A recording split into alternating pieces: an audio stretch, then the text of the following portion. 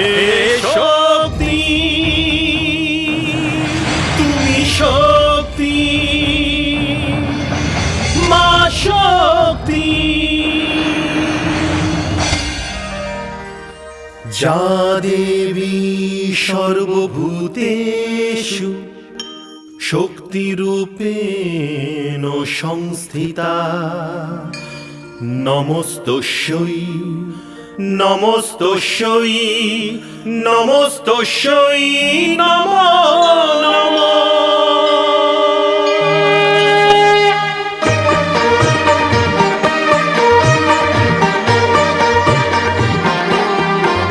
হে মা তুমি ভবতারিণী, লক্ষ যজ্ঞ বিনাশিনী। হে মা তুমি ভবতারিণী, হে লক্ষ যজ্ঞ বিনাশিনী। হে সর্বমন্ত্রময়ী মা তুমি সর্বদানব ঘাতিনী। হে সর্বমন্ত্রময়ী মা তুমি সর্বদানব ঘাতিনী। হে তারিণী, হে তারিণী, নারায়ণী, নারায়ণী।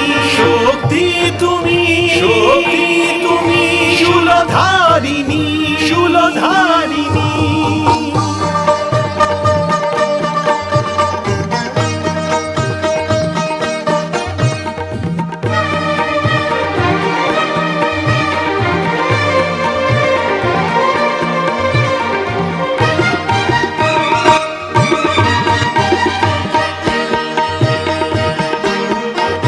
গগন তোমারি রচনা, তুমি পাতালেরই রচিতা। তুমি জননী হে পালিকা, সৃষ্টির স্থিতি সংহারিকা, সৃষ্টির স্থিতি সংহারিকা।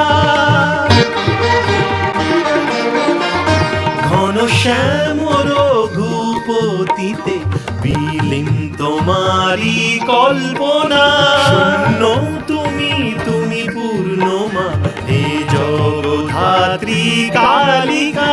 কাটায়নী সুরবর্ষিণী, তুমি মহিষাসুর মর্দিনী। হে তারিণী, হে তারিণী, নারায়ণী, নারায়ণী। শক্তি তুমি, শক্তি তুমি, শূলধারিণী, শূলধারিণী। দেবশ্রী, বিবাহ তো দুটি মনের ও দুটি আতরের পবিত্র বন্ধন হয়, মধুর মিলন হয়। এর মাঝে সম্পত্তি প্রদর্শনের কোনো স্থান নেই। মহাদেব, আপনার এই কথায় জগৎ একটি উচিত পথের সন্ধান পেয়েছে। কন্যা পক্ষকে আপনি সূচিত করে দিন, যে কোনো মুহূর্তে বরযাত্রী সহ উপস্থিত হব। অশেষ কৃপা আপনার দেবাদিদেব, কিন্তু আমার একটি প্রার্থনা আপনাকে রাখতেই হবে। ব্যক্ত করে ফেলুন এবার।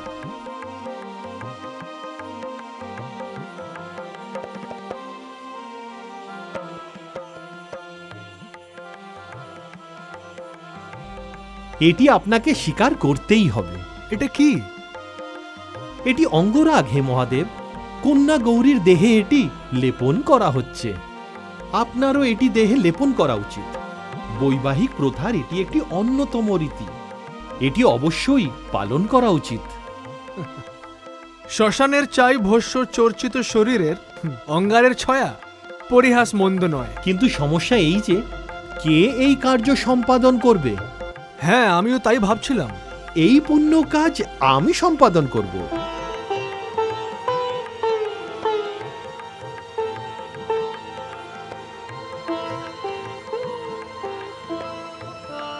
নারায়ণ, নারায়ণ। আজ কৈলাসে এসে আমি ধন্য হয়ে গেলাম। এখানে নারায়ণেরও সাক্ষাৎ পেয়ে গেলাম। উৎসব মুখরস্থান একেই বলে। নিন প্রভু, এবার আমাকে আজ্ঞা দিন। আমাকে দক্ষপুরী যেতে হবে। সেইখানে রাজমহলের দ্বারে দেবগুরু বৃহস্পতির স্বাগতের জন্য উপস্থিত থাকতে হবে। দেবগুরু যে কোনো মুহূর্তে এসে যাবেন।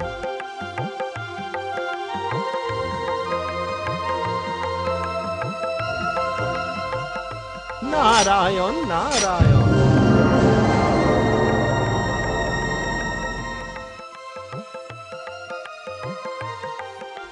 মহারানী, অতিথিশালাতে দেবগুরু বৃহস্পতির পদার্পণ হয়েছে, প্রজাপতিকে সূচনা দিতে হবে। আরে, দেবগুরু বৃহস্পতির আগমন হয়েছে। দেবগুরু বৃহস্পতির নিকট কিছু প্রশ্ন আছে।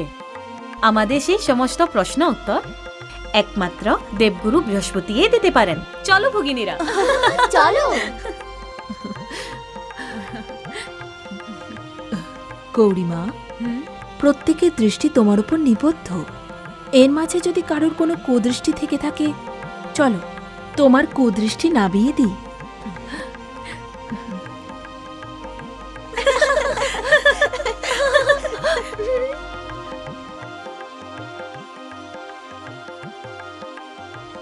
দেবগুরু বৃহস্পতিকে আমরা প্রণাম জানাই। সুখী হও। আপনার কাছে কিছু প্রশ্ন ছিল, কিছু জিজ্ঞাসা ছিল। নির্ভয়ে জিজ্ঞাসা করতে পারো তোমরা। বিবাহের প্রথা বিধাতা কেন বানিয়েছেন? পশুদের মধ্যে বিবাহ হয় না, কেবল মানবদের মধ্যেই এই পবিত্র প্রথার বিচরণ। এটি একটি সংস্কারও বটে। গুরুদেব, সংস্কার বলতে কি বোঝায়? সংস্কার আমাদের জীবনে বাঁচার কৌশল শেখায়, আর বিবাহ নামক সংস্কারে দুটি হৃদয়ের মিলন ঘটায়। এটি জীবনের মঙ্গল কার্য। শুধু তাই নয়, এটি একটি বিশাল উৎসব, যেটা দেবতা, পিতৃ, গ্রহ আর নক্ষত্রদের আমন্ত্রণ জানানো হয়। জীবনের দেবতা অগ্নিকে সাক্ষী রেখে ওনাকে প্রদক্ষিণ করা হয়। সাংসারিকতার সাথে সাথে এটি দিব্য গুণেও পূর্ণ। গুরুদেব, বিবাহকালে বহু রীতি এবং নিয়ম চোখ বন্ধ করে পালন করা হয়ে থাকে, যার অর্থ আমাদের অজানা। বিবাহ মণ্ডপে যা কিছু হয়ে থাকে তার মূল বিষয় হল স্বামী স্ত্রীর একে অপরকে প্রেম ও ভালোবাসার আশ্বাস দেওয়া ও শপথ নেওয়া, আর তারপরেই জীবনে যাত্রা আরম্ভ হয়। এর অর্থ বিবাহ মণ্ডপ একটি পাঠশালার মতো। তুমি ঠিকই বলেছ। জন্ম জন্মান্তর ব্যাপী এই পাঠশালার অস্তিত্ব। এই পাঠশালার শিক্ষা যারা বিস্তৃত হয়, তাদের বিচ্ছেদ অবধারিত। দেবগুরু, কি সৌভাগ্য আমার বিবাহজনিত কারণের দরুন আপনার চরণ ধুলিতে এই নগরী পবিত্র হয়ে গেল। পুত্রীগণ, তোমরা এসো। দেবগুরুর সঙ্গে আমার কিছু কথা বলার আছে। যথাজ্ঞা পিতা।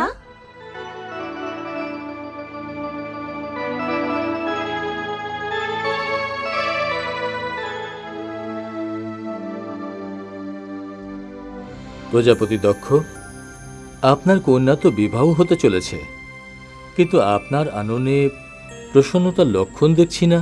কেমন করে ব্যক্ত করব দেবী?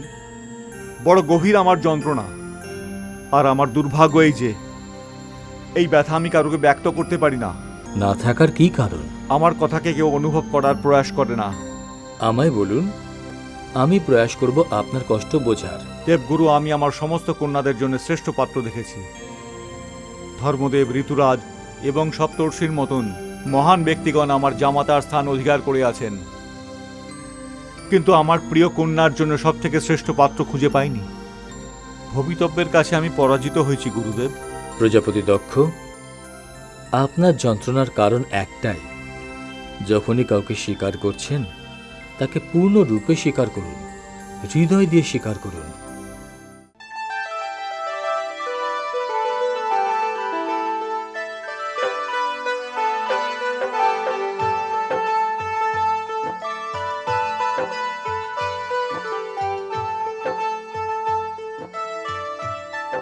কণ্ঠহার যেন কণ্ঠের সৌন্দর্য উজ্জ্বল হয়ে উঠেছে। পদ্মসুলভ চরণ যুগল নুপুরের শোভা বৃদ্ধি করে দিয়েছে। গৌরীর অঙ্গের সৌন্দর্য সেই আভূষণের সৌন্দর্য বাড়িয়ে তুলেছে। অঙ্গের শোভা বর্ধন করা যে আভূষণের কাজ।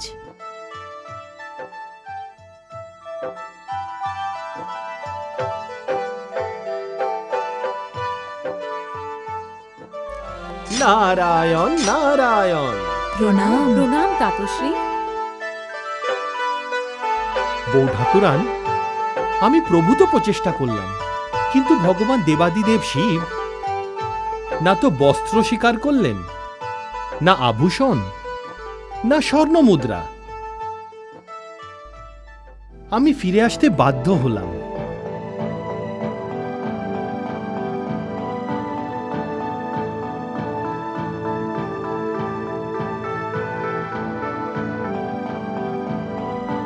এ কি করছো গৌরী? বর গহনা না পরলেও কনের গহনা পরা বাঞ্ছনীয়, কিন্তু গহনা মঙ্গলের পরিচায়ক হয়ে থাকে। কি হয়েছে তোমার গৌরী? বাস্তবের সাথে পরিচয়।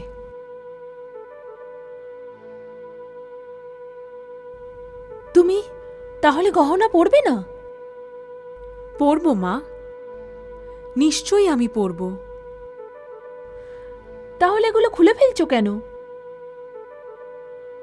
আমি পুষ্পের গহনা পরব। আমিও আমার স্বামীরই অনুরূপ। আমি তো শিবের অনুগামিনী হতে চাই। তাহলে এই সমস্ত রত্ন খচিত হীরক মতি স্বর্ণ রূপের গহনা কি হবে? এই ঘটনায় আমি আশ্চর্য বোধ করছি না। এটা তো কাম্য ছিল। দুর্ভাগ্য শুধু এটাই যে কি শিব তো কাঙালি থাকবে, আর তার সাথে সাথে আমার কন্যাও কাঙালিনীর মতোই জীবনযাপন করবে। মা গৌরী, শিবকে বলে দাও বিবাহের জন্যই শুধু সে যেন আমার মন রাখে। বিবাহ করতে সে যদি তার অর্ধ উলঙ্গ মূর্তি নিয়ে আসে, তাহলে বিশ্ব সংসারের কাছে আমি ব্যঙ্গের পাত্র হয়ে যাব।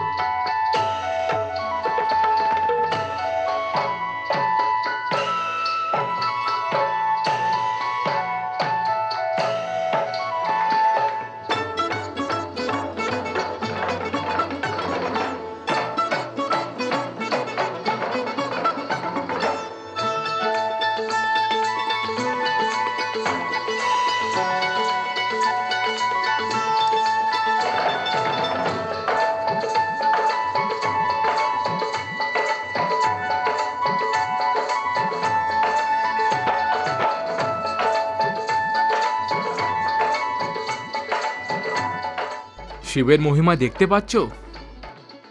যার বরযাত্রী দলে ভগবান বিষ্ণু, ইন্দ্র আদি সহদেবতারা থাকেন, তুই বলিস কিনা সে নির্ধন? পিতৃদেব, এই বিষয়ে কোনো রকম কথা না বললেই ভালো হবে।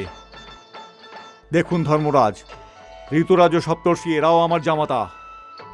এই ধর্মেদ আমার জামাতা, ঋতুরাজও আমার জামাতা। দেখুন সেই ঋষিদের আশ্রম। আপনি ধর্মদেবের সম্মানটা দেখুন, ঋতুরাজের বৈভব দেখুন, তারপরে বলুন এদের মধ্যে কারুর সাথে তুলনা শিবের সাথে কোনোভাবে করা যায় কিনা। আরও দেখুন, ওই দেখুন তার দৃষ্টান্ত। বিবাহ লগ্নেও ও তার বাহন ষাঁড়টিকে ছাড়ে না। চুপ কর। তোর যতই জামাতা আছে, সেই রকম হাজারটা মিলিতেও করলেও একজন শিবের সমান হতে পারবে না।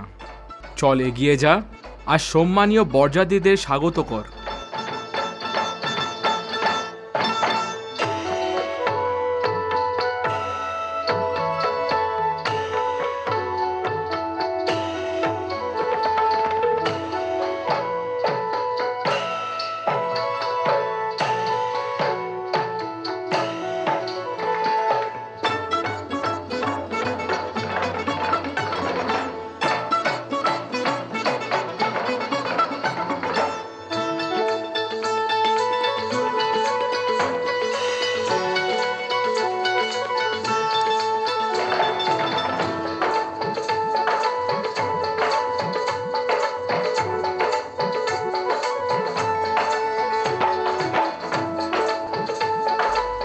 জামাতার পা ধুতে হয় দক্ষ। যাও গিয়ে জামাতা শিবশঙ্করের চরণ ধুয়ে দাও দক্ষ।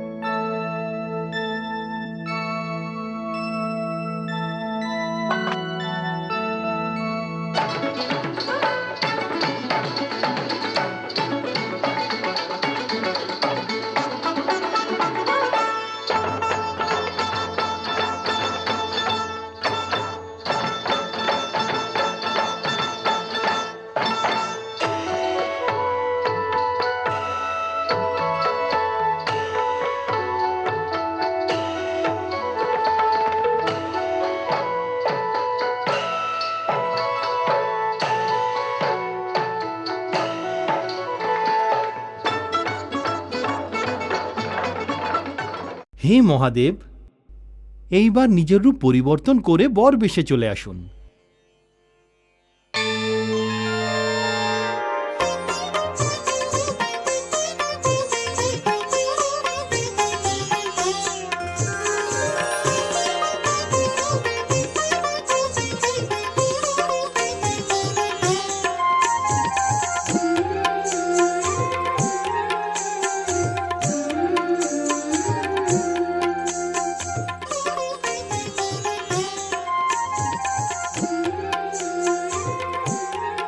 প্রথমে বরমাল্য দানের রীতি সম্পন্ন করা হোক। পুত্রী গৌরীকে নিয়ে আসুন। যথা আজ্ঞা।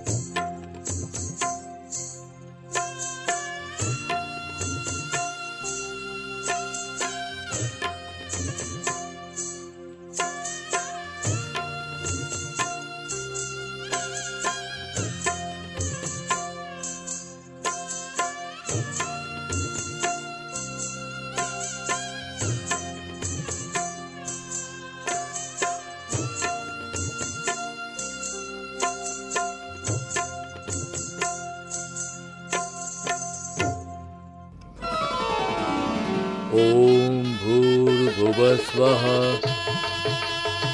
तत्सवितुर्वरेण्यं भर्गो देवस्य धीमहि धियो यो नः प्रचोदयात्।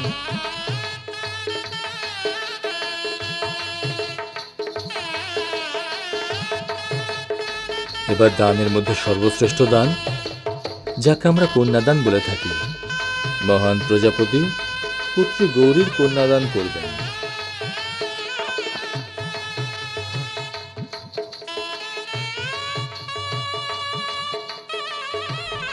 এই কারণে একে কন্যাদান বলা হয়, কারণ বিবাহের পরে কন্যা বরপক্ষের হয়ে যায়, তার উপর পিতার কোনো অধিকার থাকে না, কারণ দান করে দেওয়া বস্তুর উপর দান যে করে তার কোনো অধিকার থাকে না।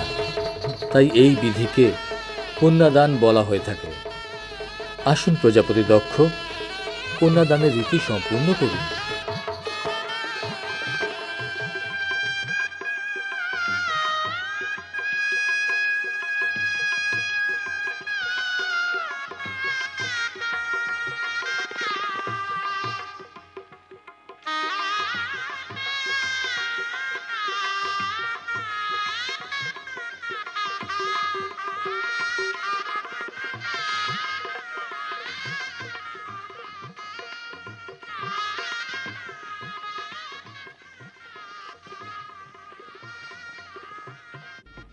ওম বিষ্ণবে নমঃ।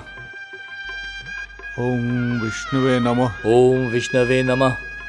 ওং বৈষ্ণবে নমঃ। ওম বিষ্ণবে নমঃ। ওং বৈষ্ণবে নমঃ।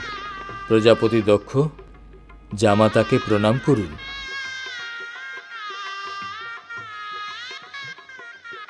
কন্যাদানের রীতি সম্পূর্ণ হল। এবার ঘোড়ার পালা হবে। আপনারা দাঁড়িয়ে পড়ুন। আপনি গাঁট বেঁধে দিন।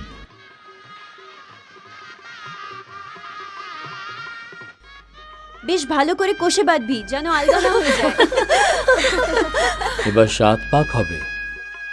প্রথম 5 পাকে পুত্রী গৌরী অগ্রে থাকবেন, আর তারপরে দেবাদিদেব মহাদেব অগ্রে থাকবেন। এসো মা।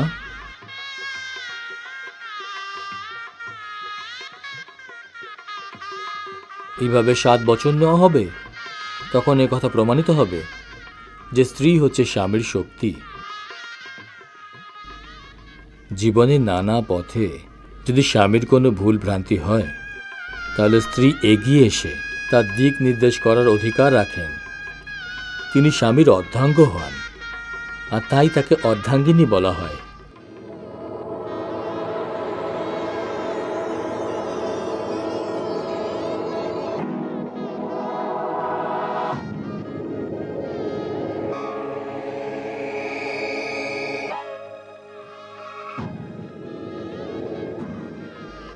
এবার দেবাদিদেব অগ্রে থাকবেন।